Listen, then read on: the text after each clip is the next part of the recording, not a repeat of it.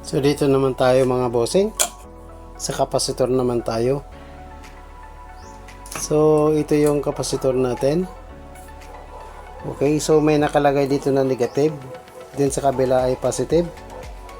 Okay, so pag ganyan, negative doon, positive dito. Okay, may nakalagay din dito na 400 volts. Yun mga bossing, 400 volts by 82 microfarad. Yung 80 po. So ganun din sa iba. Ito naman yung ginagamit sa kapasitor na ginagamit sa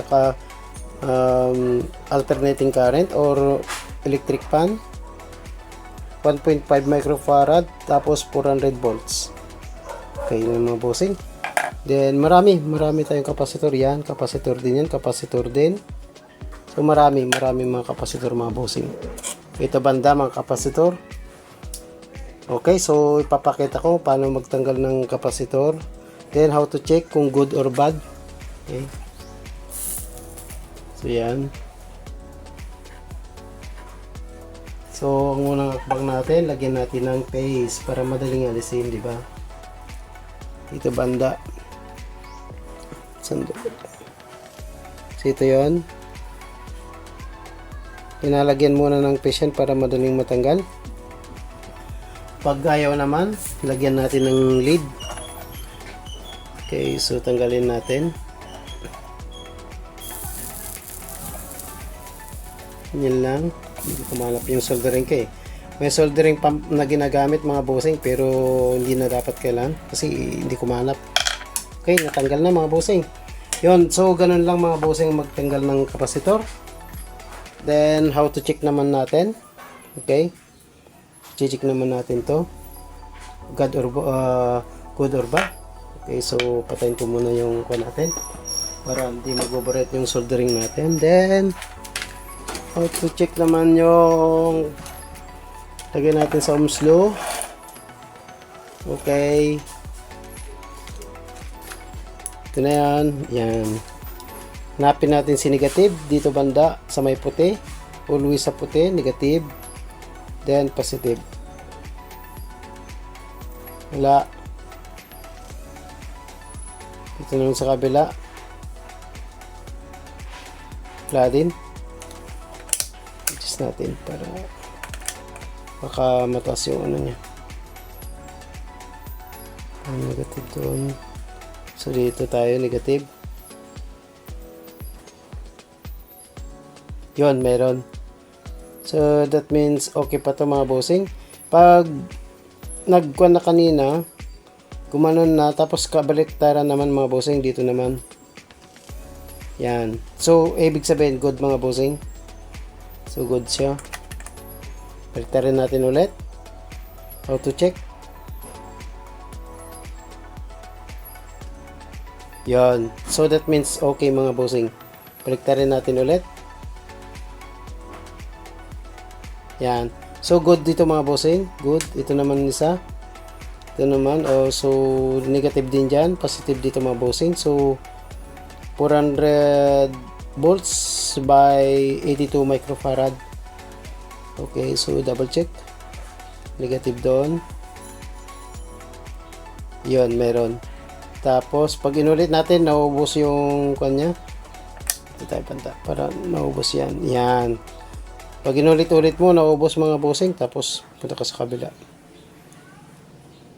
Madi-discharge. Yun. So, discharge agad. Kabila naman. So, good dito mga bossing. Yan. Madi-discharge. Okay, so, ganyan yung kapasitor natin mga bossing. Meron naman tayong electric fan dito, alternating current. Yung mga water pump at saka kwan mga bossing, wala ako dito. Tsaka yung tawag ito, washing machine, alternating current pa rin yun. Ito naman si nakalagay sa electric fan natin. So pag ganyan pala yon. Okay, ito naman yon. So yan, 2.2 microfarad by nakalagay dito na 400 volts alternating current. Yan, ganyan mga bossing. So magdi-demo naman ako yung paano may kuryente na naiwan. Okay? Thank you mga bossing. So, subscribe tayo. Magdidemo ako doon. Okay, thank you mga bossing. Salamat. So, ito yung mga parts ng cellphone natin. Yung mga charger. Ganyan po. Charger ng mga cellphone.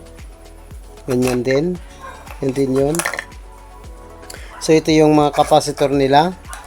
So, mayroong nakala-diagnose dyan na negative at saka positive mga bossing. Okay. So, may parts dito na dito banda, mga mas mababang voltahe, mas mataas dito mga bossing. Dito sa malapit sa alternating current natin. Yan po, ganyan po mga bossing. Tsaka nakakatakot din tong capacitor mga bossing kasi meron siyang naiwang kuryente yung dito banda. Okay. So, i-explain ko natin kung paano pasabugin to. Okay, so ganito lang mga bossing.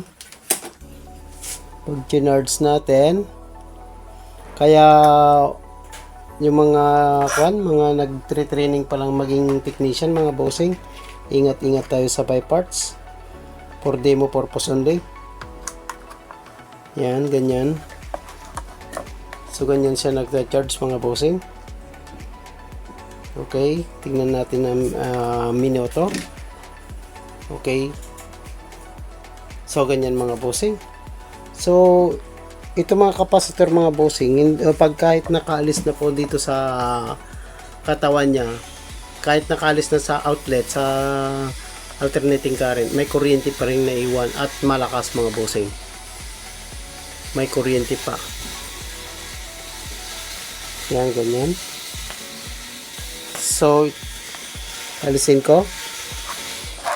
Okay, ito mga bossing. So, maliwanag. Yan. Tapos, pag dito sa likod mga bossing, ito po. Yan, may kuryente po dyan banda. Hindi pwedeng hawakan na pa ganyan mga bossing. Hindi pwedeng ginaganon kasi may kuryente pa yan kahit wala dyan. So, try natin. So, ganyan po mga bossing. Pag mag-diagnose tayo ng capacitor.